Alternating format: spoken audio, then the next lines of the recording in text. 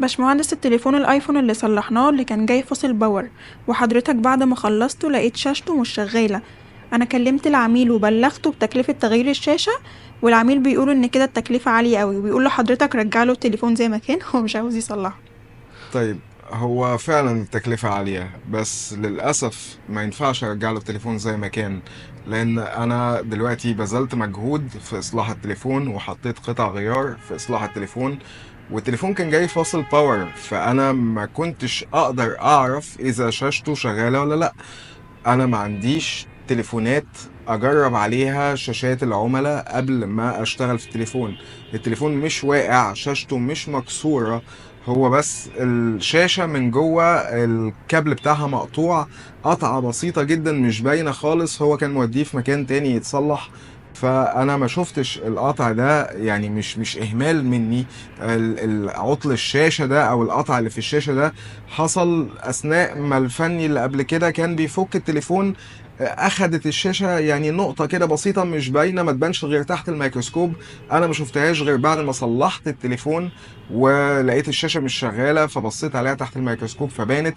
ومش من الترتيب في شغلي إن لما يجيلي جهاز فاصل باور إن أنا أحط شاشته تحت الميكروسكوب. فهو فعلا يعني اللي حصل ده مش ناتج عن خطأ مننا، ناتج عن خطأ مكان تاني. وللأسف العميل هيضطر يتحمل التكلفة دي، أو إن هو يرجع للمكان التاني ويقول له لو سمحت أنت بوظت لي شاشتي. أو حتى لو ده ما حصلش، حتى لو السيناريو ده ما حصلش، حضرتك اتفقت معايا اني اصلح لك الجهاز ده عطل باور، الجهاز داخل لي فاصل باور. ما عنديش انا كمية الاجهزة اللي شغالة اللي اقدر اخد شاشتك اجرب عليها، اجربها على جهاز تاني واعرف اذا شغالة ولا لا قبل ما اصلح البوردة. ما فيش حد بيعمل الكلام ده.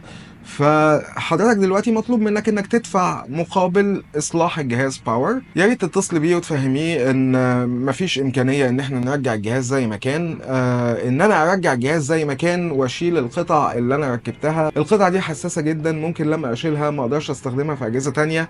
وبعدين هو يعني انا لما ارجع ان انا اشيلها كمان مره ده وقت ومجهود تاني، كل ده مش ببلاش. بلغيه للاسف ان مش ممكن ان احنا نرجع الجهاز زي ما كان، وان هو يقدر يجي يستلم الجهاز. حابب يغير له شاشة أو مش حابب دي راجعة ليه، حابب يرجع للمكان اللي بوظ له الشاشة دي راجعة ليه. لكن احنا هناخد المبلغ المتفق عليه مقابل إصلاح عطل الباور. أي عطل تاني غير عطل الباور ظهر في البوردة نتيجة إصلاح حد تاني، أو نتيجة إن التليفون كان واقع مثلا أو والجهاز داخلي فاصل باور، أنا ما أقدرش إن أنا اقول او اخمن او اكشف عن اعطال تانية الا بعد ما الجهاز يشتغل باور. والتكلفة اللي انا بديها في اصلاح عطل الباور لا تشمل اي عيوب تانية بخلاف الباور. شكرا يا باشمهندس. العفو.